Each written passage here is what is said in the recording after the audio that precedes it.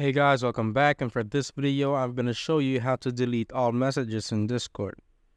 So basically, if you want to delete a message, so as you can see, you could do an individual delete. So you can hover to that particular message, as you can see, and go click on the three dots here. And here you can see the delete message option. So just click on that. As you can see, it has been deleted. So deleting in a bulk way or bulk messages can only be done if you are a server admin or you have admin rights by using a bot called. So let's go after here.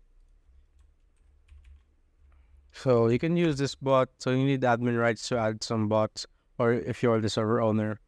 So this bot can make you delete like thousands of the last thousand or hundreds of messages in one click.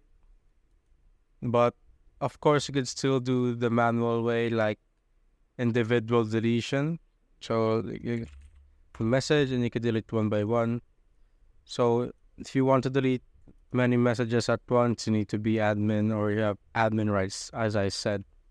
And that's it, guys. If you have found this video helpful, simply leave a like below or subscribe because it helps reach more people. See you on the next one.